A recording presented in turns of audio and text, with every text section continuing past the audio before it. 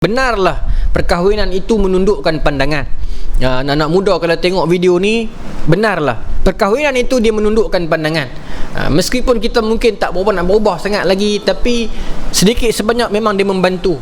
Dia menundukkan pandangan kita. Kita kurang sikit lah. Kalau tidak tuan-tuan, yes, perempuan itu dengan adanya mereka, kita jadi jalan berkepak sikit kan? Kita jadi mula nak buat kemas sikit. Kalau sama-sama orang lelaki ni, kalau ada sama-sama kawan, salah seorang member kita ni jenis suka buat kemas depan perempuan, kita cukup pangkah kan? Duduk depan perempuan, dia mula nak dikemas lebih lah, cukup tak boleh kan? Lagu tu zaman sekolah banyak macam tu kan? Tidak dalam lawak orang kita elok ya, tapi bila main perempuan lalu dia mula nak kemas, mula nak kata kat kita, mula nak tolak kepala kita. Ada lagu tu tuan-tuan kan? Tapi tu semua sama budak-budak lah. Kita dah main tour ni, tak ada lagu tu dah kot kan? Perkahwinan dia menundukkan pandangan dan kita kurang dah. Dia banyak membuatkan kita jadi slow. Kita dah kurang bertengkar dengan orang dah. Kita tidak terburu-buru menulis dalam media sosial. Banyak dah tuan-tuan. Perkahwinan ni dia banyak tarik gear bagi kita slow sikit dah. Kalau kita dah menikah lama, umur 40 lebih, tapi duduk perangai duduk budak lagi tuan-tuan, kena check balik kat mana silap kita. Duk tengkak dengan orang lebih kurang lagi ni, kena check balik kat mana silap kita. Kita dah mai umur dekat-dekat 40, masuk 3 series, nak masuk 4 series ni, dekat dah kita dengan mati. Ketenangan itu datang daripada pemilik ketenangan. Manusia boleh mereka-reka ketenangan mereka, tetapi manusia akan penat dengan membohongi diri sendiri ya? Sebab ketenangan itu datang tanpa dibentuk dan dibuat ya? Baru ni dia review satu syarikat jual udara besar ni, duduk dalam botol dalam ni ada oksigen. Betul, dia bagi satu free macam penutup buka hidung tu. Okey, tekan spray ni, udara tu masuk. Kita beli ikut nak udara apa? Udara Everest, udara di pendalaman China, ada rupanya. Dia tu sendiri dia kata, tu dia lah perniagaan yang paling aku tak sangka wujud atas dunia ni. Hampa dah buat dah, hampa menjaga udara, dia kata kat kawan tu lah. Kemudian ada satu udara di Jepun kot, duduk dalam botol satu botol tu belah-belah ribu USD, kan lebih lagi apa ya? Tok di hidung ni tiup akan rasa tenang, dah bau Jepun kan? Dia kata sedap kat. Lepas tu dia kata apa ni? Aku ingat tak ada orang nak menjaga udara nak menjaga ke mana, rupanya hampa menjaga satu tin ni berapa belah ribu. Saya lupa nama dia. Tuhan boleh ubah tuan-tuan, Tuhan boleh ubah. Orang yang paling tak suka bercakap benda tu, akhirnya dia kena bercakap benda tu. Sebab itulah berpada-pada dalam membenci. Mana tahu nanti kita akan memerlukan orang itu. Berpada-pada dalam menyayangi, mana tahu satu orang nanti dia akan mengkhianati kita.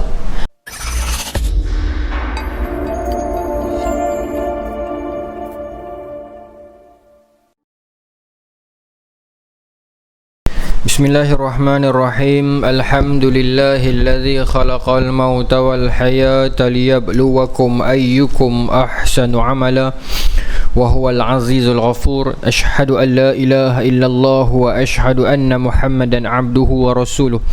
Wa nusalli wa nusallim ala sayyidina Muhammadin wa ala alihi wa sahbihi ajma'in.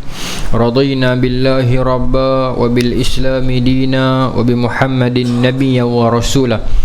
Tuan-tuan, puan-puan, muslimin, muslimat yang dirahmati Allah, Assalamualaikum warahmatullahi ta'ala wabarakatuh. InsyaAllah tuan-tuan dan puan-puan, malam ni kita menyambung lagi sirah para rasul. Kita menggunakan pakai kitab Qisasul Anbiya karangan Al-Imam Ibn Kathir. Kita berhenti bulan lepas pada peristiwa kaum umat Nabi Saleh nak bunuh unta Nabi Saleh tersebut. Saya sebutkan beberapa nama sebelum kita habis bulan lepas, iaitu yang antaranya adalah Qidar bin Salif, antara ketua yang membunuh mereka unta tersebut. Kemudian ada dua nama perempuan. Yang pertamanya Saduq binti Al-Mihya ibn Zuhair bin Al-Mukhtar, dan yang kedua yang bernama Unaizah binti Ghunaim. Kedua-dua perempuan ini adalah kedua-dua orang perempuan kaya yang menjadi penaja kepada sesiapa yang sanggup nak bunuh unta Nabi Saleh. Maka dua orang perempuan ni sanggup, willing to be a sponsor, sanggup nak jadi penaja. Unaizah binti Ghunaim ni dia taja di sudut macam mana, anak dia ada perempuan 3 orang. Dia kata siapa yang sanggup bunuh ni, dia nak hadiah anak dia tu. Pilihlah yang mana-mana yang dia nak. Sampai tahu tu lah no. Baik. Unaizah menawarkan kepada Qidar bin Salif, akan aku berikan 4 orang anak gadisku kepada kamu, ambillah sesiapa yang kamu suka jika kamu benar-benar membunuh unta betina milik Soleh. Tu dia. Baik, kemudian kita sambung mula ni peristiwa pembunuhan tersebut. Inilah dah ni Ustaz. Bulan depan kita masuk Nabi Allah Ibrahim dah, insya-Allah. Baik. Baik. Ketika unta itu berjalan melalui tempat yang berada di bawah penjagaan Masda', bermaksud mereka dah atok satu perjalanan, satu bentuk jalan agar macam perangkap, agar unta tu lalu dekat jalan yang mereka duk setting dah, perangkap lah dengan senang kata. Baik, bila unta tu lalu ikut laluan perangkap mereka itu, maka dia terus melemparkan anak panah ke arah unta tersebut hingga tepat mengenai tulang betisnya. Siapa yang lontar anak panah ni? Masda', satu orang lelaki yang lain. Dia Qidar bin Salif dengan Masda' bin Saduq kan, 2 orang.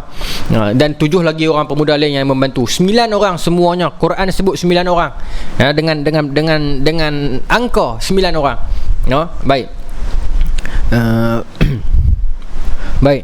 Kemudian Unaizah, kemudian Unaizah binti Ghanam yang tadi tu, perempuan yang saya kata ada anak dara ramai segak-segak tu, keluar dan memerintahkan anak gadisnya yang cantik untuk memperlihatkan diri kepada Qidar dan kumpulannya.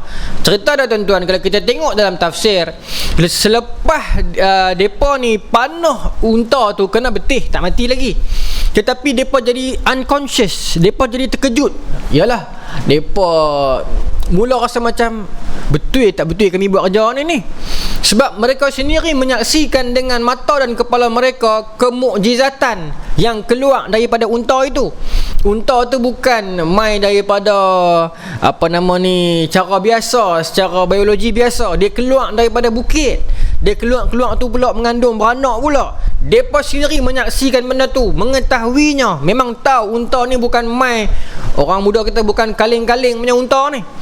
Depa pun tahu benda tu. Tetapi dorongan kebencian terhadap Islam dan dorongan kebencian terhadap Nabi Soleh, depa bunuh juga. Tapi bila depa mula panah betih tu, unta tu menyerit ke, depa jadi takut semacam. Maka langkahan mereka terhenti. Mereka termanggu sebentar. Jadi macam serba salah. Bukan kata serba salah, jadi takut. Jadi fikir, betul tak betul ni? Kita pun lagu tu lah tuan-tuan. Kadang-kadang kalau kita bertuh cerita dengan orang ke apa ke, meskipun kita betul, kita takut, ketak dengan tangan ni kan. Apatah lagi orang yang bertugas memang dalam bidang untuk mencabut nyawa orang ni.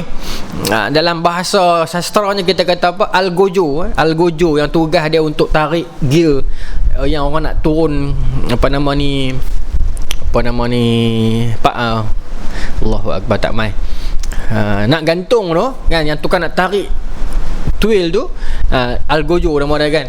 Itu yang Lolok buat lagu yang kata sang Algojo, nanti dulu, dia kata kan.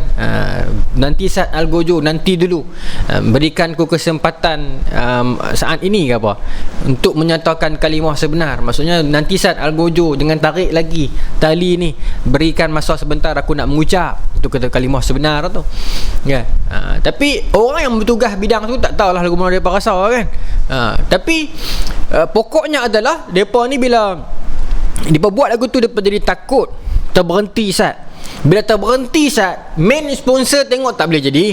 Aku sudah keluar duit banyak, suruh buat kerja, tapi berhenti tahun ni. Maka Unaizah binti Ghanam ni, dia terus perintahkan anak-anak dara dia 4 orang ni keluar pergi duduk depan pemuda-pemuda tu, memperagakan diri mereka. Tak sebut dengan jelas memperagakan lagu mana, menari ke apa tak tahulah. Tetapi memberikan semangat kepada mereka untuk buat kerja jahat tu lagi. Maka keluarlah keempat-empat anak Unaizah binti Ghanam ni dan memperagakan diri mereka, memperlihatkan diri mereka kepada Qidar dan kumpulannya. Tak tahulah mereka buat apa, menari ke Gangnam Style pun tak tahu, tapi mereka buatlah, tunjuklah apa-apa pun bagi Qidar ni rasa semangat. Orang jantan ni tak boleh tengok ada perempuan, dia jadi semangat lebih sikit. Setengah orang lah, bukan semua lah. Kita boleh dah main lapis-lapis atas ni, korang dah macam tu. Tapi zaman-zaman sekolah ni tuan-tuan, kalau ada perempuan ni, masa tu lah kita nak jalan kepak sikit. Orang perempuan nak tengok kan. Rambut pun nak musikat rapi sikit masa tu lah. Tapi bila kita dah main berumur ni, benarlah perkahwinan itu menundukkan pandangan. Anak-anak muda kalau tengok video ni, benarlah perkahwinan itu dia menundukkan pandangan. Meskipun kita mungkin tak berubah nak berubah sangat lagi, tapi sedikit sebanyak memang dia membantu. Dia menundukkan pandangan kita. Kita kurang sikit lah. Kalau tidak tuan-tuan, yes, perempuan itu dengan adanya mereka, kita jadi jalan berkepak sikit kan? Kita jadi mula nak buat kemas sikit. Kalau sama-sama orang lelaki ni, kalau ada sama-sama kawan, salah seorang member kita ni jenis suka buat kemas depan perempuan, kita cukup pangkah kan? Duduk depan perempuan, dia mula nak dikemas lebih lah, cukup tak boleh kan? Lagu tu zaman sekolah banyak macam tu kan? Tidak dalam lawak kita elok ya, tapi bila main perempuan lalu, dia mula nak kemas, mula nak kata kat kita, mula nak tolak kepala kita. Ada lagu tu tuan-tuan kan? Tapi tu semua sama budak-budak lah. Kita dah main tour ni, tak ada lagu tu dah kot kan? Perkahwinan dia menundukkan pandangan, dan kita kurang dah. Dia banyak membuatkan kita jadi slow. Kita dah kurang bertengkar dengan orang dah. Kita tidak terburu-buru menulis dalam media sosial. Banyak dah tuan-tuan. Perkahwinan ni dia banyak tarik dia bagi kita slow sikit dah. Kalau kita dah menikah lama, umur 40 lebih, tapi duduk perangai duduk budak lagi tuan-tuan, kena check balik kat mana silap kita.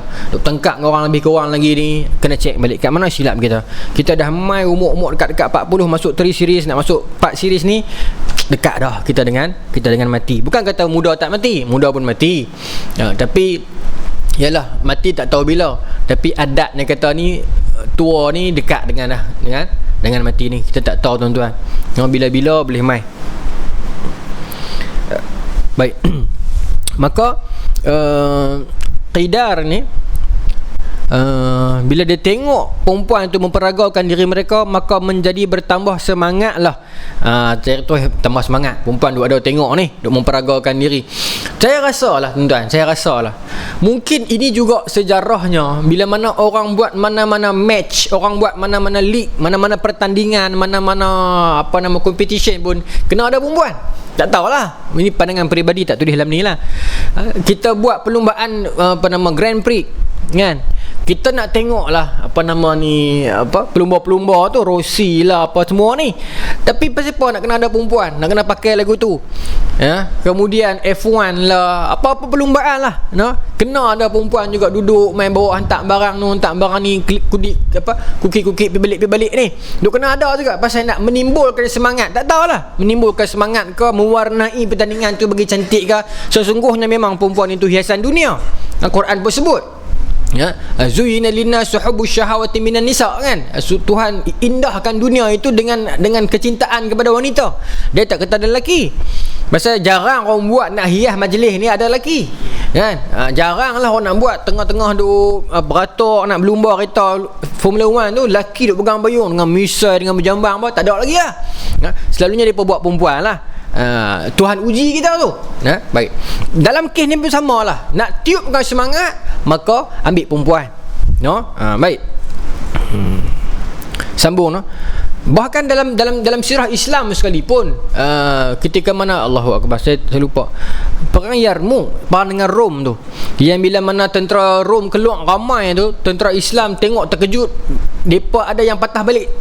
Orang-orang yang bukan Yarmouk,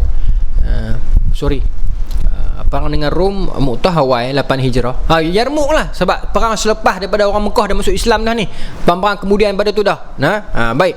Dalam perang itu ada beberapa orang tentera Islam yang baru, yang bukan dalam kalangan sahabat yang akbar ni, yang baru-baru ni, patah balik. Bila patah balik, seorang sahabiah wanita, seorang sahabat perempuan ni, Hindun bini Abu Sufyan, dia cabut palang kemah, dia hambat orang lelaki tentera Islam patah balik di sana. Tu Hindun, jasa dia tu. Meskipun kita membaca sejarah dia peringkat awal dia sekian, tapi setelah dia masuk Islam, jasa dia banyak juga kepada Islam. Dia antara orang yang hambat. Sebab tu setengah orang kata perang tu dijuluki sebagai perang wanita, ada sebut sebagai perang tiang kemah. Pasal Hindun dia tarik tiang kemah tu, dia hambat tentera-tentera Islam hak muda-muda, hak patah balik ni, kita pi buat malu lah. Kami lagi seronok kalau hampa pi, hampa mati, pulang dengan nama syahid daripada hampa lari bawa tubuh badan. Kami dapat tubuh badan hampa, tapi dapat nama yang suami kami lari balik. Tak mau pi, dia hambat dengan tiang kemah Hindun. Itu pun peniup semangat juga. Peniup semangat juga. Dan kita pun dalam hidup ni pun antara peniup semangat kita perempuan juga. Ibu kita antara faktor yang kita nak berjuang, nak mengaji sungguh-sungguh, nak kerja elok-elok kan, nak bagi ada kehidupan yang stabil pun mak kita antara sebab. Isteri kita, anak kita kan antara sebabnya. Baik. Maka tuan-tuan, Qidar menjadi bertambah semangat bila melihat itu. Kemudian dia pun terus menghujamkan pedang, tikamlah dengan kuat ke arah unta tersebut sehingga urat kaki unta itu terputus dan jatuh tersungkur ke tanah. Setelah itu Qidar berteriak sekuat memperingatkan anak unta itu, lalu menusuk leher unta tersebut dan menyembelihnya, sementara anak unta itu lari ke puncak gunung dan berdoa sebanyak 3 kali. Anak unta tu menyaksikan perbuatan Qidar bin Salif ni dan 8 orang sahabat dia terhadap mak dia. Dia sembelih unta tu mati. Abdul Razak meriwayatkan dari Muammar, dari seseorang yang mendengar dari Hasan al-Basri bahawa anak unta itu mengatakan, "Ya Tuhanku, di mana ibuku?" 3 kali. Selanjutnya ia masuk ke dalam batu itu, lalu anak unta itu menghilang. Tapi ada 2 pendapat tentang anak unta ni yang trusted. Satu kata anak unta itu dia tengok perkara tu, dia bersedih, dia lari ke puncak gunung dan dia masuk balik dalam gunung, dia hilang macam tu saja. Pendapat kedua mengatakan anak unta tu pun kena sembelih juga. Baik. Bahkan ada hadis, Imam Ahmad berkata, Abdullah bin Numair memberitahu kami, Hisham memberitahu kami dari ayahnya daripada Abdullah bin Zum'ah, dia berkata Rasulullah sallallahu alaihi wasallam pernah berkhutbah, lalu baginda menyebutkan tentang seekor unta, kemudian menyebutkan orang yang menyembelihnya. Setelah itu baginda membaca firman Allah dalam Quran tentang orang yang paling celaka. Imam Bukhari dan Muslim meriwayatkan hadis ini. Dalam hadis yang lain juga diriwayatkan, Nabi tanya kepada Sayyidina Ali, "Mahukah kamu aku beritakan tentang orang yang paling celaka?" Nabi kata kat Sayyidina Ali. Maka kata Sayyidina Ali, "Ya, mahu."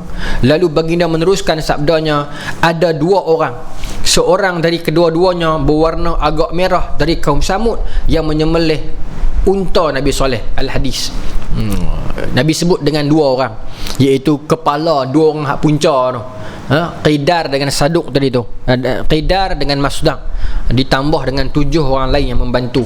Tapi yang buat kerja ni 2 orang, tapi yang terlibat dalam proses tu 9 orang. Baik. Dengan demikian,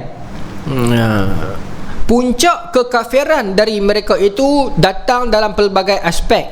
Dia kata, kenapa sampai Nabi sebut mereka ni paling celaka?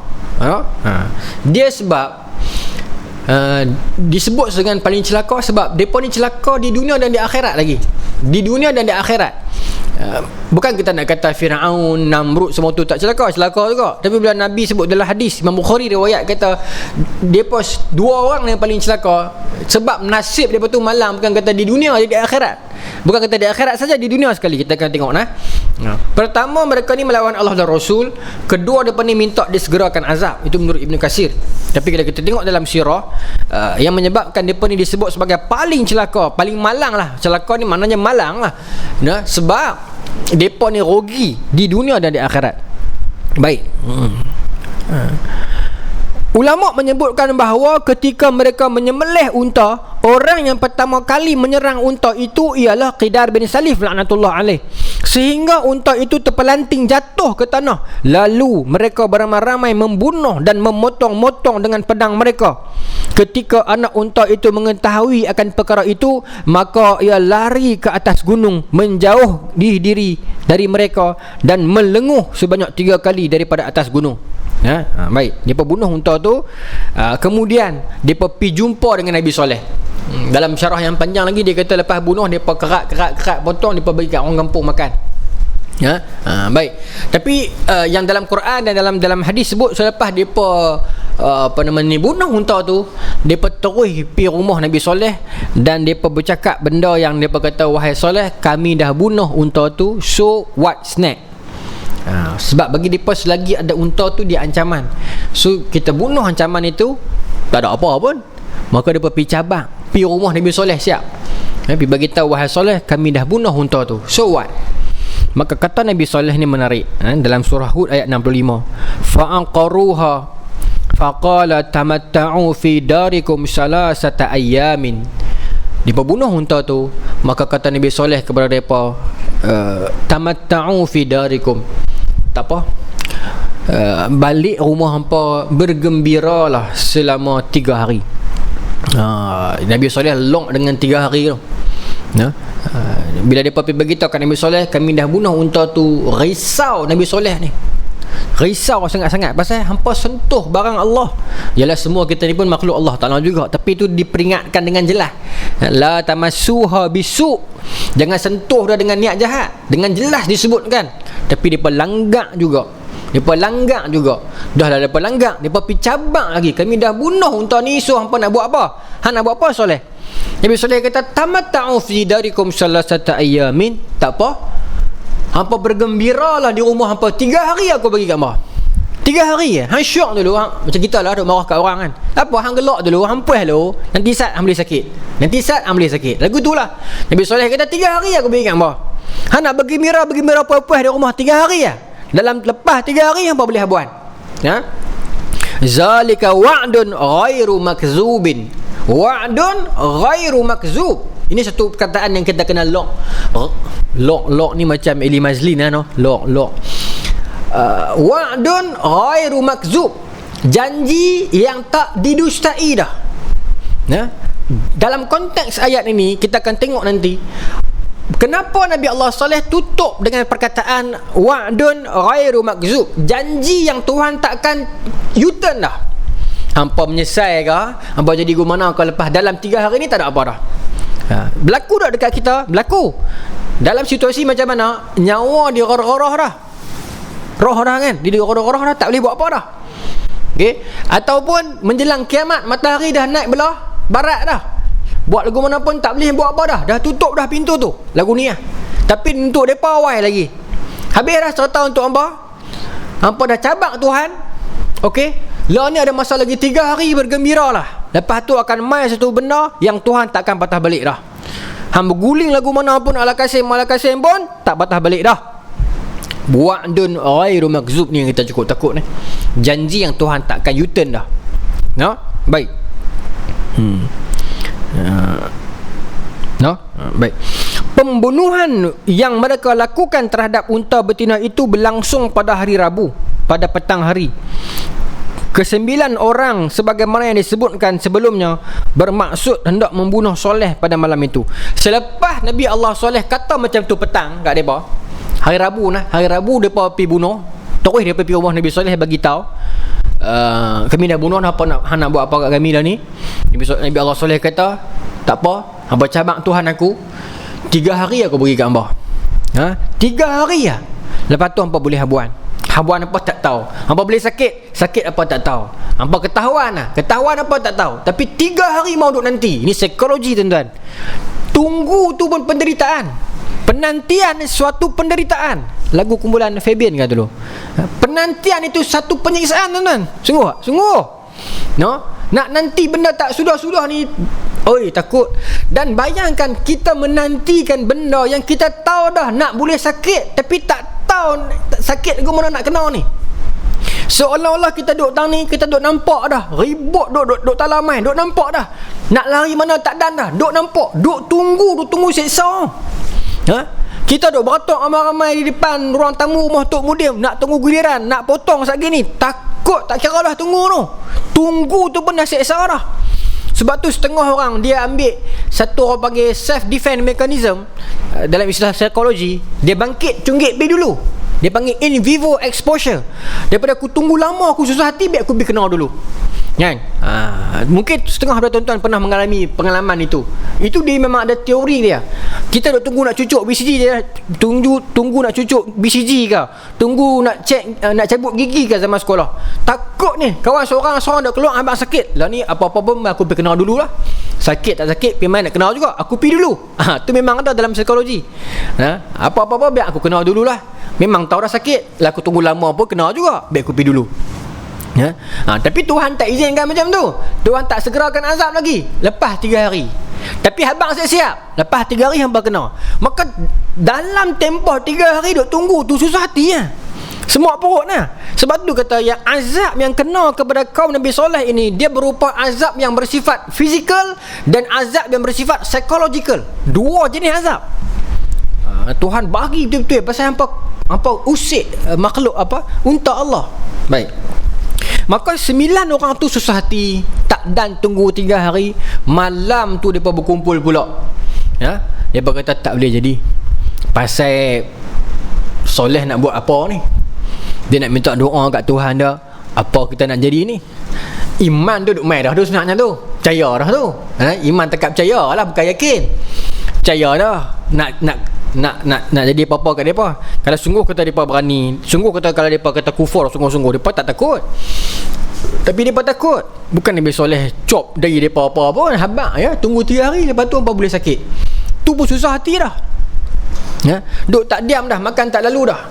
Maka depa mesyuarat pula. Depa kata kita nak kena buat apa ni? Lepas 3 hari tu nak jadi apa ni? Maka salah seorang dari antara depa kata ancaman ni mai pada Soleh. Soleh kata lepas 3 hari baru boleh sakit. Lah ni sebelum Nabi Soleh ni dia submit doa kat Tuhan dia. Ini saya punya huraian. Tapi nak abang kata dia faham macam tu. Sebelum doa tu nak sampai kat Tuhan dia, mungkin makan 3 hari kot. Mungkin satu Ahad ke hari Rabu no weekdays. Mungkin ni hari Rabu dah petang dah. Terus Nabi Soleh nak submit, nak post buang doa tu, pukul 2 baru van jalan. Kan? Mungkin makan 3 hari. Lah ni malam ni kita pergi bunuh dia dulu. Sebab yang tu tak sebut dalam tafsir ni, saya faham lagu tu lah. Maknanya kita, tapi dalam tafsir kita, dalam hadis kita, dia pergi bunuh malam tu. Dia pun nak pergi bunuh Nabi Soleh malam tu. Tapi apa yang membuatkan dia plan nak bunuh tu, sebab dia nak hapuskan ketakutan itu. Tu point dia, nak hapuskan ketakutan tu. Dia tak kata lah yang kata post jalan tu, tak ada, saya saja kata lah. Lah kena habaq terang semua lagu tu lah ni, zaman media sosial ni. Saya orang dah kata mereka, ada ini mereka lah. Mungkin dia faham lagu tu kot. Baik. Maka dia bincang-bincang, tak apa. Malam ni juga kita pergi bunuh Soleh. Sebab dia anggap dengan dia bunuh Soleh itu dapat menghapuskan ketakutan depa. Tak jadi tuan-tuan. Sebab sebelumnya depa susah hati pasal dengan adanya unta tu, orang ramai pakai masuk Islam. Depa bunuh unta tu dah. Masih juga tak tenang. Depa sangka dengan depa bunuh Soleh, depa boleh tenang. Sebenarnya tak tenang. Itulah kehidupan kita ni. Ya, selagi kita tak kembali kepada Allah, kita buat lagu mana pun tak tenang. Kita kata aku duduk hari-hari ni tak tenang lah hidup aku ni. Semua susah hati, mungkin sebab gaji aku kecil kot, tukar kerja, pergi kerja lagi besar. Tak tenang juga. Kan? Aku ni teruk lah, hidup ni tak tenang-tenang. Tak tenang-tenang, mungkin sebab anak-anak aku ni bising kot di rumah, buih kot, bergaduh kot, hantar semua pergi duduk asrama. Tak tenang juga. Bukan itu yang kita cari. Ketenangan itu datang daripada pemilik ketenangan, Allah Ta'ala. Kita tak kembali kepada dia, kita tak dapat ketenangan tu. Setengah orang rumah tuan-tuan, pantang hujan jenuh tak dah besen, lantai pecah mata ni, dinding lubang mata, tapi tenang hidup dia. Setengah orang mewah tapi tak tenang hidup dia. Sebab ketenangan itu datang daripada pemilik ketenangan. Manusia boleh mereka-reka ketenangan mereka, tetapi manusia akan penat dengan membohongi diri sendiri. Sebab ketenangan itu datang tanpa dibentuk dan dibuat. Baru ni, bukan baru ni, saya tak tahu lama ke baru, tapi saya baru tengok baru ni. Saya ada follow satu Facebook, satu orang African. Saya tak tahu kalau tuan-tuan pernah tengok. Apa nama dia? Dia rambut dreadlock. Dia orang Afrika. Spek mata bling-bling mah. Cincin penuh jari. Ni orang kaya ni. Dia ada satu channel khas dekat Facebook. Dia ni suka review barang-barang mahal. Ada satu nama channel tu. Rambut dreadlock, spek mata bling-bling mah. Orang Afrika lah. Dia hisap curut tu harga mai berpuluh-puluh ribu. Dia suka review benda-benda mahal. Saya tengok episod sebelum ni, dia pun jual curut tubuh diamond harga dekat berapa ratus ribu USD. Dia bubuh diamond pula kat curut tu sebatang. Orang yang Afrika ni saya tak tahu nama, saya tak ingat dah. Tapi dia ada channel dekat Facebook tu. Orang barang-barang mahal ni dia suka pergi review barang mahal pelik-pelik kan. Baru ni dia pun review satu syarikat jual udara besar ni. Duduk dalam botol dalam ni ada oksigen. Betul, dia bagi satu free macam penutup buka hidung tu. Okey, tekan spray ni, udara tu masuk. Kita beli ikut nak udara apa? Udara Everest, udara di pendalaman China. Ada rupanya. Dia tu sendiri dia kata, tu dia lah. Perniagaan yang paling aku tak sangka wujud atas dunia ni, hampa dah buat dah, hampa menyegak udara, dia kata kat kawan tu. Kemudian ada satu udara di Jepun kot, duduk dalam botol satu botol tu belah-belah ribu USD ke lebih lagi apa. Tok di hidung ni tiup akan rasa tenang, dah bau Jepun kan. Dia kata sedap kat. Lepas tu dia kata apa ni, aku ingat tak ada orang nak menyega udara nak menyega ke mana, rupanya hampa menyega satu tin ni berapa belah ribu, saya lupa nama dah. Saya suka tengok benda merepek ke tu, tapi dia tambah ilmu, bukan tambah ilmu, tambah apa nama ni, pengetahuan kita kan. Dia biarlah dia dreadlock semua tu dia bukan Islam, tapi nak tengok apa permainan dunia, kita kena tengok juga benda tu semua kan, baru kita tahu dunia lah macam tu. Orang sanggup berhabisan duit dan benda tu laku. Macam mana tuan-tuan tak boleh fikir benda spray lagu tu 14,000 USD, buang duit lagu tu lah. Tapi orang boleh buat, orang ada duit ni orang boleh buat. Baru ni saya tengok perempuan saya cerita, ada satu orang tu dia pergi bukan honeymoon, dia pergi tidur dengan lelaki dia di satu hotel mana, orang Malaysia lah. Satu malam hotel dia tu harga dekat 20,000 satu malam. Saya tak tahu siapa dia. Perempuan saya cerita, saya tak tengok sangat hati-hati ni. Uish, ada satu malam harga lagu tu. Tak tahulah. Tapi di musim-musim orang tak ada duit ni, jangan tunjuk lagu tu lah. Kesian kat orang. Pasal Malaysia ni jadi lagu tu dah lah ni tuan-tuan. Gap. Kaya terlampau kaya, susah terlampau susah. Dulu benda ni berlaku di mana? Di China. Sekarang ni dah minimize dah. Gap tu dah makin halus dah. Gap orang kaya dan miskin. Yang banyak saya pergi Mesir banyak lagi. Kawasan orang kaya nampak kaya sungguh, kawasan orang miskin sungguh. Di Indonesia kalau kaya sungguh, kalau miskin sungguh. Di India, Malaysia saya rasa ke arah tu dah lah ni. Gap tu terlalu besar. Ada orang misir rumput sehari tak nak beli RM20 pun. Tapi ada orang tak salah jadi kaya. Bukan saya nak kata salah jadi kaya tu, saya nak kata Imam Ghazali sebut, kalau berlaku jurang terlalu besar antara yang senang dan susah, itu tandanya kawasan itu ataupun kedaulatan itu ada rasuah. Ada rasuah. Baik, saya sambung lah. Maka mereka plan nak pergi bunuh Nabi Allah Soleh malam tu. Keinginan mereka untuk melakukan pembunuhan terhadap Nabi Soleh dan keluarganya di malam itu sudah bulat, seakan-akan sudah berada di ubun-ubun mereka. Abang kata dia pada tekad betul-betul dah nak bunuh Nabi Soleh. Maka ketika malam tiba, mereka bermaksud mendatangi Nabi Soleh. Lalu Allah mengirimkan batu-batu yang melempari ke-9 orang tersebut dan mengirimnya dahulu ke neraka sebelum kaum Samud kemudian menyusuli mereka. Maknanya mereka 9 orang ni tak kena 3 hari tu.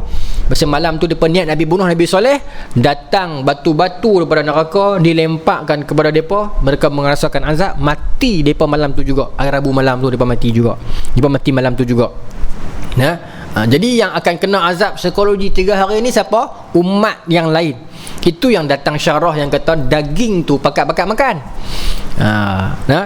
Kemudian dalam syarah yang lain kata sebab mereka subahat untuk membunuh unta tu, pasal mereka bersatu padu.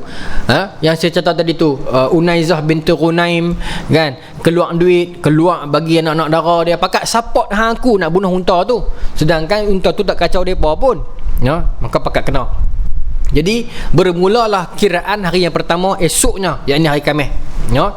Pada keesokan harinya, yakni pada hari Khamis, yang merupakan hari pertama disaksikan mereka itu akan pemenangannya, iaitu wajah kaum Samud seluruhnya yang tak beriman mendadak bertukar menjadi kuning, sama seperti apa yang diancam oleh Nabi Allah Soleh.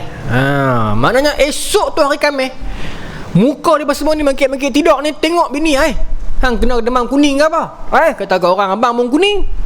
Tengok anak pula kuning, keluar pergi rumah jiran pula pakat kuning belaka. Allahu Akbar. Baru dia tahu. First day check. Macam tu, seolah-olah macam tu lah. Ini hari yang pertama, counted. Nak beritahu Tuhan sedang mengira. Kalau biar hampa tunggu saja tak seronok, walaupun takut dah, tapi biar hampa tambah lagi takut. First day pass. Sebagai tanda muka warna kuning. Nak beritahu kata-kata Nabi Allah Soleh itu bukan kata-kata biasa. Memang Tuhan mendengar dan Tuhan sedang mengira ni 3 hari itu. So hari pertama sebagai tanda Tuhan sedang perhati dan kira, wajah jadi kuning. Ulama bincang, sakit tak? Tak sakit. tak jadi muka mengelupas ke, tak jadi terbakar apa, tak ada dah, sekadar tanda saja wajah warna kuning. Susah hati dah tuan-tuan, susah hati dah. Semua perut makan apa pun tak lalu dah, hanya dengan wajah bertukar kuning.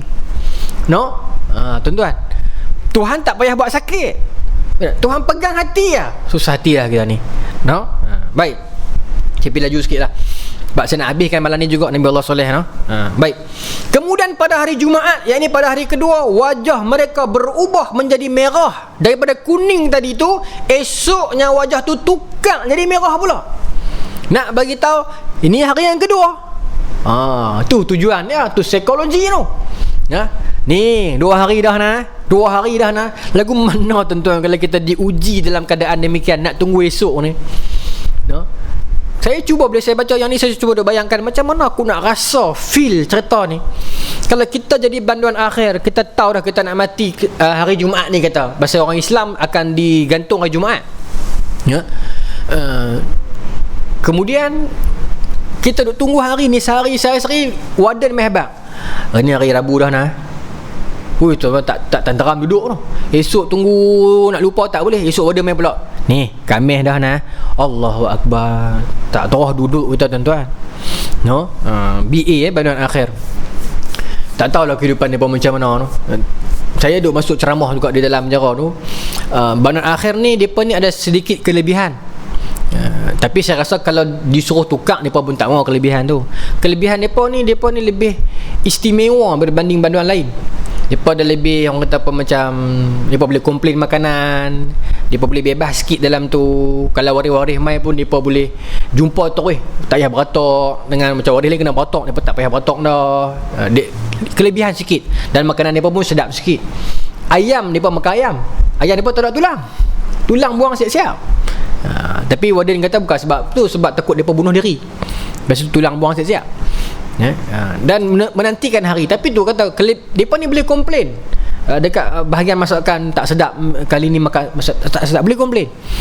Tapi tu saya kata kalau boleh tukar pun mereka tak mau duduk tempat tu, duduk nanti hari tu. Tapi kalau mai satu masa mereka dapat pengampunan di raja, bukan kata pengampunan tu mereka kena keluar, mereka kena kira balik berapa lama nak kena duduk pula. Bukan kata ampun tu keluar tak, kena kira balik pula. Baik, tak apa. Tu hari Khamis, maka wajah mereka bertukar menjadi kuning, menjadi merah.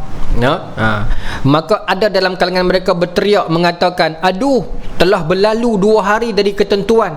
2 hari dah berlalu dah. Teriak lah. Dan mereka mengatakan, segerakanlah turunnya azab, segerakanlah mai hari ketiga. Tak tahu dah, takut dah, tunggu saja pun takut. Tahu dah nak kena, nak taubat tak boleh dah. Sebab apa? Yang kita lock tadi tu, apa nama ni, aduun ghairu makzub. Janji yang Tuhan nak bagi ke hampa nak kena ni, tak boleh batal balik dah. Jangan apa, nak pergi mana dah tuan-tuan 3 hari ni, nak pergi mana dah? Boleh buat apa? Teriak lah, boleh habuan. Teriak sajalah. Nak menyesal, nak berguling ke mana pun tak boleh buat apa dah. Tunggulah ni hari kedua.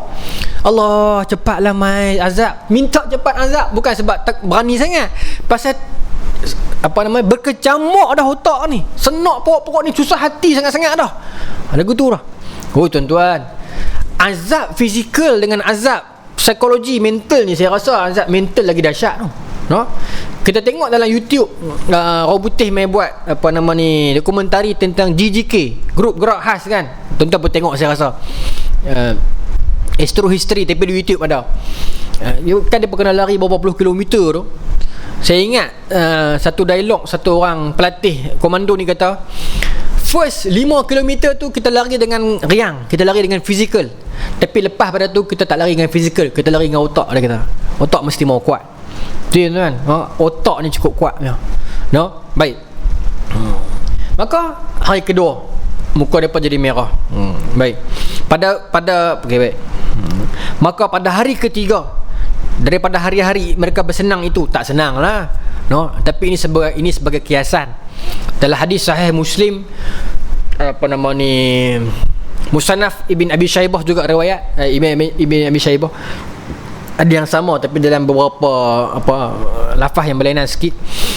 Ketika kita mati masuk dalam kubur, kena azab kan, mai amalannya, mai muka yang huduh hitam dekat kita, dia kata apa? Bashir, bergembiralah. Gembira apa kena rentak, kena azab, kena himpit kubur ni.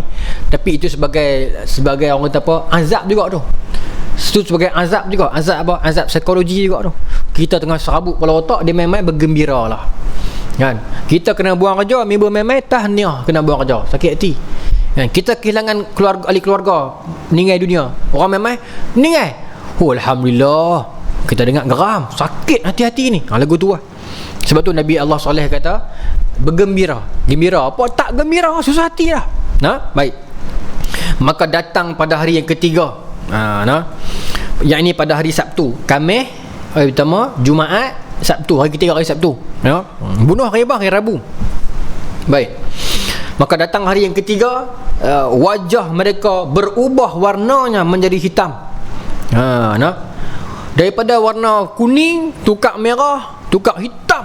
Hitam benda ni, hitam teruk ni. Di petang hari itu mereka berteriak. Maka tuan-tuan, jangka hayat kita 3 nyawa ni, Khamis lepas, Jumaat lepas, mai Sabtu ni susah hati dah, muka tukar jadi hitam ni. Depa duk harap hari Sabtu tu muka jadi elok balik. Maknanya hapus lagu tu lah. Tapi wa'dun ghairu makzub, janji yang Tuhan takkan tarik balik. Maka mai hari Sabtu tukar pula pada warna merah jadi warna gelap sungguh-sungguh ni. Sehari pada tengah hari nak tunggu pergi petang tu tuan-tuan, susah hati tak kira-kira dah. Pagi nak pergi tengah hari nak pergi petang, nak masuk hari baru ni susah hati dah. Tak tahu apa yang nak mai kat kita ni. Maka dalam Ibnu Katsir ni sebut kata apa? Waktu petang tu doktor, saat lagi nak masuk malam, masuk hari baru, maka dia berkumpul ramai-ramai. Duduk berumur ramai-ramai, pakat menjerit, teriak histeria. Mereka teriak histeria tu dalam ni. Mereka mengatakan, oh sungguh benar-benar tiba saatnya turunnya azab. Ya Allah, nak dekat dah ni, nak mai dah. Tu dia tuan-tuan, sampai tahu tu. Sebelum tu ranggi sangat. Tuhan bagi 3 hari ni, 3 hari yang Tuhan tak bagi sakit apa pun, tak kirim ribut apa lagi pun, tak kalih bumi lagi pun, tak hantar ombak apa lagi pun, tukar warna dah, tukar cat dah, susah hati dah, teriak dah tuan-tuan. Baik. Maka sebelum memasuki hari Ahad, mereka duduk menunggu murka dan azab Allah yang saya kata tadi tu, pakat duduk ramai-ramai. Hati mereka tidak keruan, kecemasan dan ketakutan menyeliputi kehidupan. Mereka berada dalam keadaan dicengkam oleh ketakutan yang sangat luar biasa. Tidak tahu apa yang harus mereka lakukan, menunggu sahaja azab Allah. Allahu Akbar. Tuan-tuan, tak tahu nak buat apa dah. Tunggulah, pasrah. Nak kena ni. Baik. Apakah azab yang akan dikenakan kepada mereka ketika terbitnya matahari hari Ahad? Sebagaimana dijanjikan Soleh, terdengar suara yang amat kuat dari langit dan gempa yang sangat dahsyat dari bawah mereka, sehingga nyawa-nyawa mereka melayang. Yang tertinggal hanyalah tubuh-tubuh kaum Samud bergelimpangan dan tidak bernyawa. So azab yang kena pada mereka ni adalah sayhah, satu pekikan yang sangat kuat. Bukan kata memecahkan gendang telinga, memecahkan jantung habis semualah. Mungkin dalam istilah hari ni mungkin kita boleh katakan macam sound wave, kan? Mungkinlah sound wave kan? Yang memecahkan gelombang. Yalah, saya tak silap saya pun beranak lambat tu 90. Cikgu saya pernah sebut dulu zaman sekolah, dia kata jet apa yang pesawat komersial tapi enjin jet, Concorde, kan? Concorde ni tak boleh turun Malaysia. Allah Ta'ala alam, tuan-tuan tahu kot, saya budak ke zaman tu. Pasal dia kata kalau turun, pasal dia punya enjin supersonik tu pecah habis cermin-cermin semua. Allah Ta'ala alam, saya tak tahu. Saya duk cari juga tak jumpa. Tapi cikgu saya ingat dia sebut saya darjah 4 dulu ni, supersonik dengan dia boleh naik. Tapi saya ikuti dokumentari Concorde tu. Menarik cerita dia. Penerbangan terakhir dia tu orang berat teriak kan. Dia Perancis dengan British ke punya kerjasama kan, Concorde. Sonok tengok dokumentari tentang Concorde ni tu. Dia boleh jimatkan 50% jarak perjalanan kan. Tapi kerana bunyi dia terlalu kuat, dia ada supersonic boom tu kan, yang menyebabkan beberapa negara mengharamkan daripada dia landing sebab terlalu kuat, boleh pecah habis cermin-cermin kan.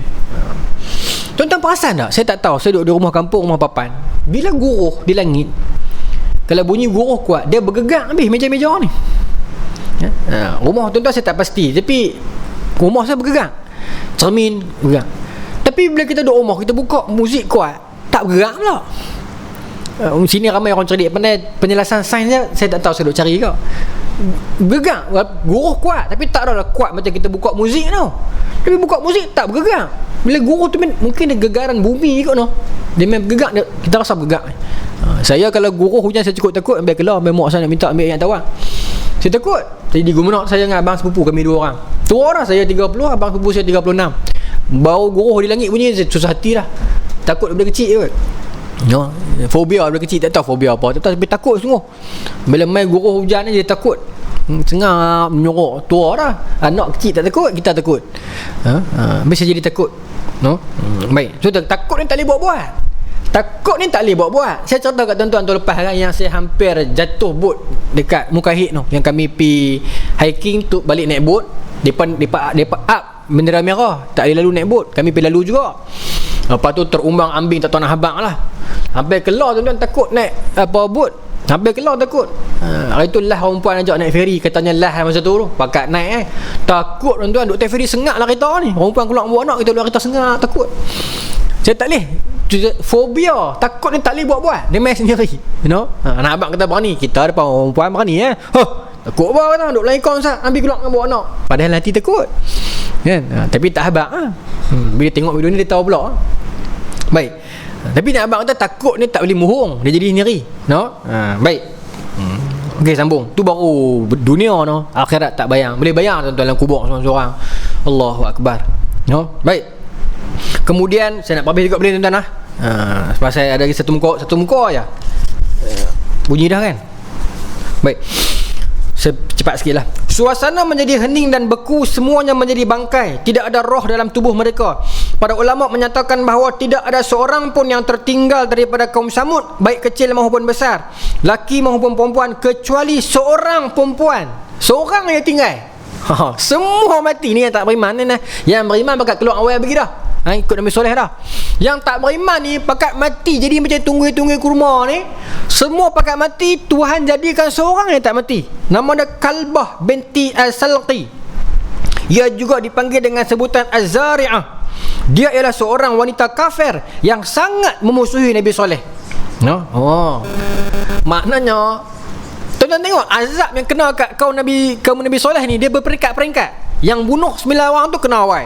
Penduduk kampung kena 3 hari, kemudian kena sound wave saya kata tadi tu. Yang perempuan ni azab dia lagi dahsyat. Dia kena 3 hari tu, dia kena sound wave tu, dan dia kena pula azab psikologi sekali lagi. Dia tengok semua orang mati, dia seorang yang tinggal. Tak boleh bayang lagu mana. Dia seorang yang tinggal, kelilingnya semua mayat belaka, bergelimpangan merata duduk ni. Sebab apa? Sebab dia yang paling memusuhi Nabi Soleh. Dia lebih sudu daripada kuah. Dia bukan satu orang tokoh yang besar-besar pun. Dalam ni saya sebut kata seorang hamba. Dia bukan pemimpin politik.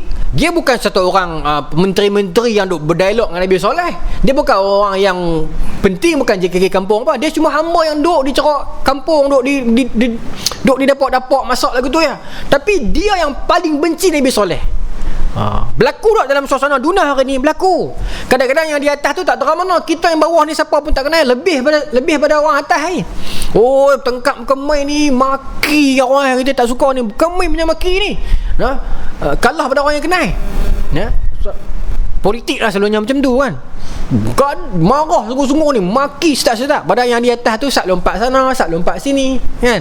Kita bawah ni lebih.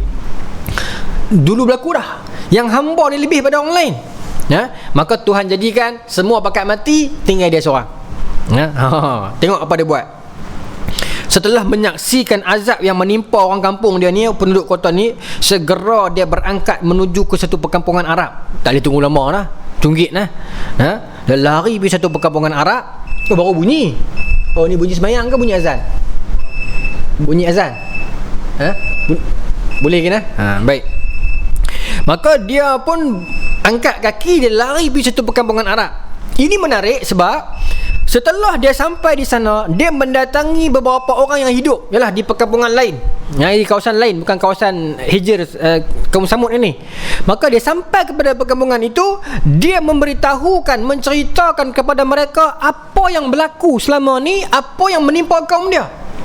Ironi dia, Tuhan buat wanita yang paling kufur, orang yang paling benci akan dakwah Nabi Soleh, she was the one yang bagi dakwah lepas tu.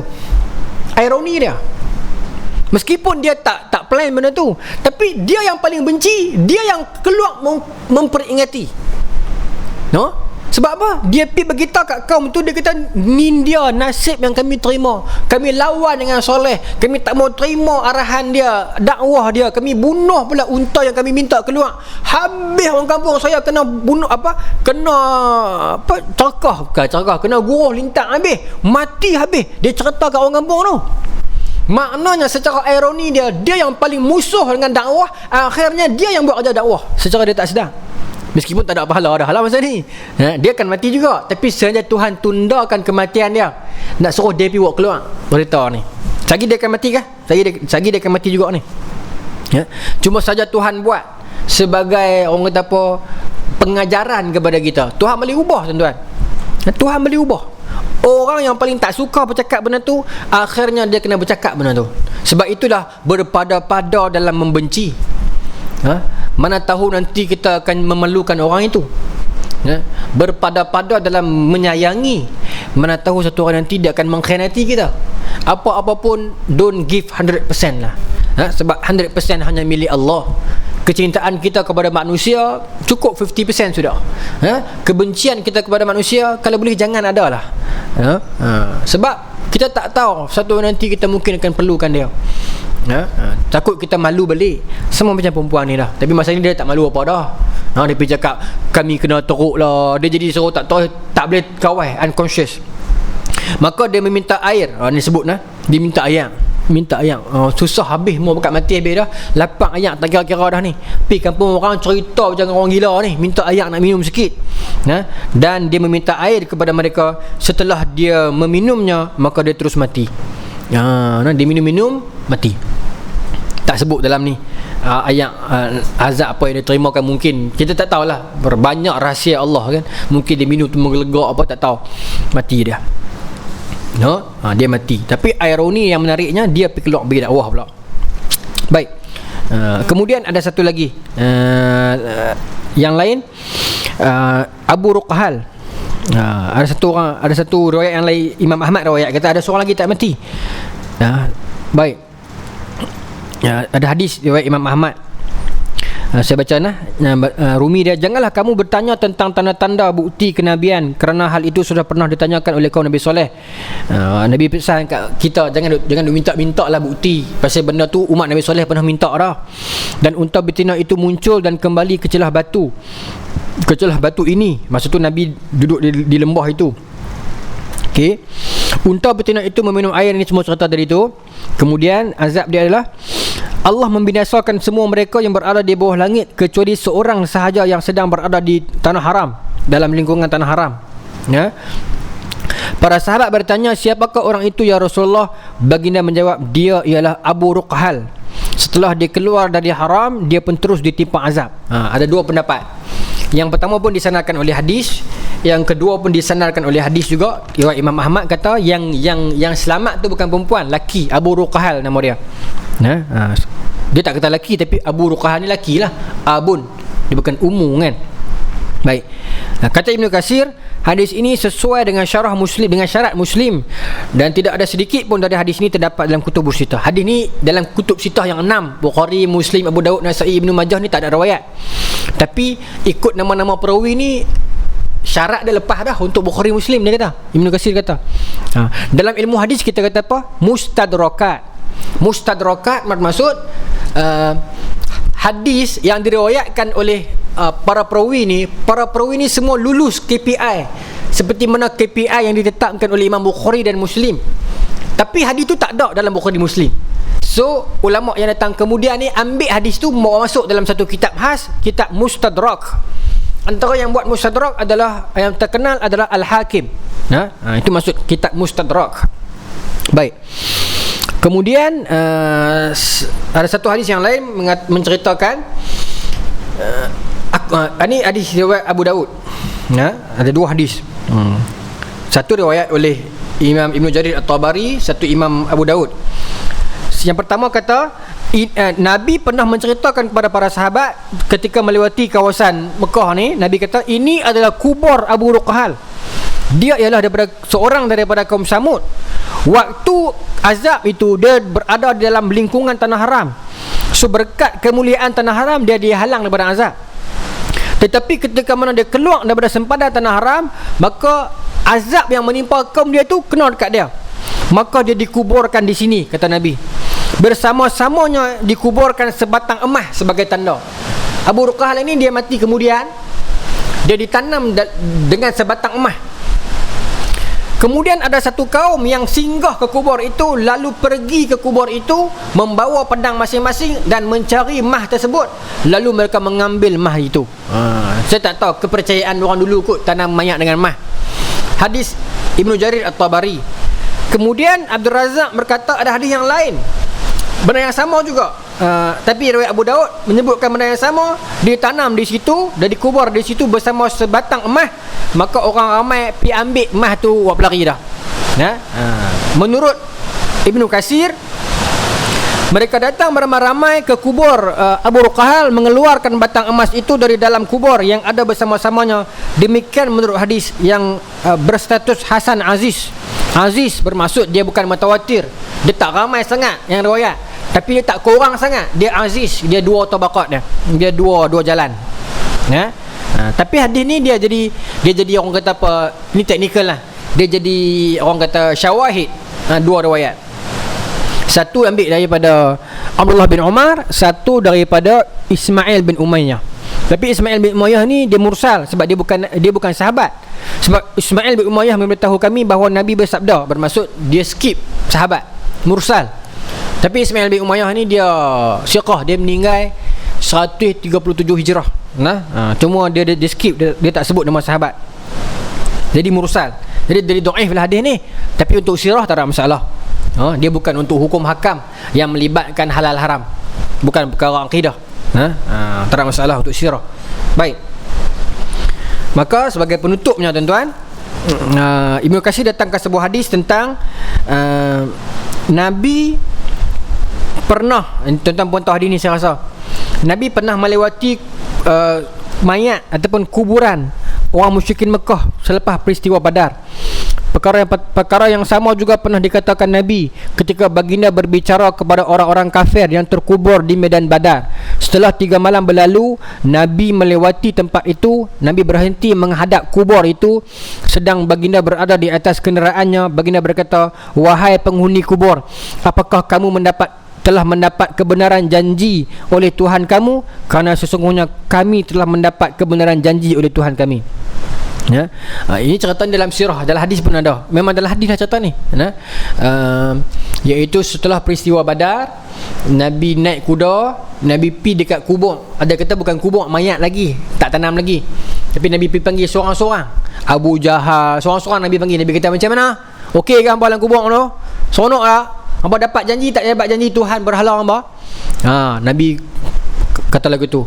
Maka Sayyidina Umar tanya, "Ya Rasulullah, apakah engkau berbicara dengan orang yang mati? Orang telah menjadi bangkai." Maka jawab Nabi, "Demi Allah yang menguasai jiwaku, kamu tidak lebih mendengar apa yang aku katakan itu daripada mereka. Cuma hanya saja mereka tidak dapat menjawab." Benda ni orang bincang, boleh tak boleh mayat dengar kita cakap di atas kubur. Kalau ikut Al-Quran surah Al-Fatir, Tuhan sebut mayat tak dapat dengar apa yang kita cakap. Tapi ada hadis yang lain, saya cari petang tadi tapi saya tak boleh print, PDF dia tak boleh print, tapi saya screenshot siap-siap. Saya minta izin, saya buka telefon, saya screenshot petang tadi. Ada hadis dalam Sahih Muslim, Anas bin Malik kata daripada Rasulullah SAW, "Inna maita iza wusi'a fi qabrihi innahu la yasma'u khafqa ni'alihim." Ini tuan-tuan tahu lah hadis ni, ni'alihim apa, kasut. Izan sarafu.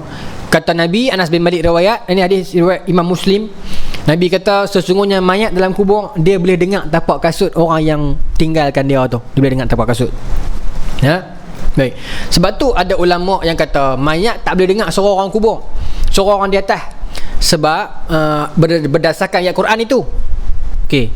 Tetapi orang bincang, habis hadis ni sahih yang Nabi pergi cakap dengan Abu Jahal semua ni. Maka kata ulama yang tak setuju, dia kata hadis ni khusus untuk peristiwa tu saja. Khusus untuk Nabi sahaja, orang lain tak boleh. Satu. Yang kedua, orang kata, ulama kata, ini ulama yang tak setuju dia berkata yang hadis dalam Sahih Muslim yang kata mayat dengar tapak kasut, itu khusus untuk tapak kasut, bukan suara orang. Itu yang tak setuju Dia ada dua, ada yang setuju dan yang tak setuju. Saya bawa dua-dua. Baik. Kemudian ini saya ambil dalam PDF tadi tu, Syekh Atiyah Saqar, Ketua Lajnah Fatwa Al-Azhar kan, Syekh Atiyah Saqar. Baik. Dia kata apa? Waja'a anna Nabi sallallahu alaihi wasallam syar'a li ummati assalam ala ahli al-qubur, assalamu alaikum daral qaumi mu'minin, wa hadha khitabun liman yasma'u wa yaqil, wassalafu mujmi'una ala zalik, rawahu an-Nasa'i wa Ibnu Majah, fasama'u al-mauta lil kalamil ahya'i sabit. Maka kata Syekh Atiyah Saqar, Syekh Atiyah Saqar berada dalam kelompok yang kata mayat memang dengar. Sebab ada hadis Imam Nasa'i riwayat kata mayat bila kita melewati kubur, Nabi suruh kita bagi salam. Apa lafaz dia? Assalamualaikum dara qaumi mu'minin. Assalamualaikum kepada penduduk rumah orang beriman kan. Kalau kita buka dalam kitab tahlil lagi panjang kan. Baik. So ini menjadi isyarat, kata Syekh Atiyah kata ini menjadi isyarat kata depa dengar, bahkan depa menyedarinya, bahkan depa menjawab. Cuma kita tak dengar lah. Maka kata Syekh Atiyah Saqar, fasama'ul mauta lil kalamil ahya sabit. Orang yang mati mendengar kalam orang yang hidup itu sabit dengan hadis. Memang ada dalil, bukan saja kata, bukan kita saja reka. Kemudian dipetik oleh Imam Ibn Qayyim Al-Jauziyah kata ahadis wal asar tadullu ala anna za'ira mata jaa alima bihil mait wa sami'a salamahu wa anisa bihi warada alaihi wa haza warada alaihi ni maksud jawab. Maksudnya ada dalil hadis dan asar mengatakan orang yang pergi ziarah itu bagi salam, dan orang di dalam kubur itu wasami'a salamaha mendengar salam orang di atas, warada alaihi dan menjawab salam mereka itu. Haza amun fi haqqi syuhada'i wa ghairihim fa innahu la yuwaqqasu qala huwa asah. La yuwaqqas maksud dia tak terlimit dalam beberapa keadaan sahaja. Memang dengar. Memang dengar. Cuma kita setujulah ada dua pandangan yang berlainan. Ada kata tak dengar, ada kata dengar. Kita pun tak tahu, kita bakal tak mati belakang lagi. Tapi ada yang kata tak dengar tadi, dia berkata berdasarkan ayat Quran surah Fatir tadi tu, yang kita takkan dengar dah. Cuma adalah hadis yang sahih, Nabi cakap memang dengar, itu khusus untuk Nabi. Dan bunyi kasut memang dengar, itu khusus bunyi kasut, bukan orang sembang. Tapi ulama yang lain mengatakan tak dengar, bersandarkan hadis yang lain yang kata Nabi suruh bagi salam, dia jawab. So itulah perjalanan para ulama di dalam mengeluarkan hukum. Masing-masing ada sandaran mereka. Kita orang awam yang mai kemudian ini ikutlah. Kita jangan berbalah lah. Tu ya. Masing-masing ada sandaran mereka. Masing-masing ada dalil, masing-masing ada kefahaman dalil itu. Macam hadis, saya tutup itu selesai dah kisah ni kisah kaum Nabi Saleh. Bulan depan kita masuk Nabi Ibrahim. Tapi dia buat satu bab yang ringkas tentang perjalanan Nabi ke Al-Hijr, tengok macam mana. So begitulah perjalanan para ulama dalam menerbitkan hukum, kefahaman mereka. Kalau kita tengok dalam hadis tentang qunut misalnya, seperti saya tak mau sebutlah secara ni, masing-masing ada dalil mereka tentang jahar membaca bismillah itu kuat ataupun pelan. Dalam ilmu hadis membaca bismillah kuat ni dia muttarib, semua pakai kuat belakang. yang baca kuat pun kuat, yang baca pelan pun kuat.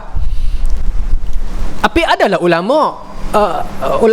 ulama kita lah, Imam Syafi'i, Imam Malik, Imam Hanafi, Imam Hanifah, kefahaman mereka yang menerbitkan jalan-jalan mazhab yang ada berbeza-beza, tapi semuanya di bawah lingkungan dalil dan hujah. Yang kita orang awam ni tidak akan dipersoalkan dengan benda tu. Kita orang awam kita terima. Jadi kita tak perlu berbalah pun sebenarnya. Tak perlu berbalah. Wallahu taala alam. Bulan depan kita sambung bab yang seterusnya. Bismillahirrahmanirrahim. Allahumma razuqna fahman nabiyyin wa hifdhal mursalin wa ilhamal malaikatil muqarrabin wa hdina fi hidayatil arifin bi rahmatika ya arhamar rahimin. Allahumma ij'al jam'ana hadza jam'an marhuma wa tafraqna min ba'dihi tafraqan ma'suma wa la taj'al lana fila wala ma'na wa la matba'una syaqqa la matuda wala mahruma. Rabbana atina fid dunya hasanah wa fil akhirati hasanah wa qina adzaban nar. Sallallahu ala sayyidina Muhammadin wa ala alihi wa sahbihi ajma'in walhamdulillahi rabbil alamin.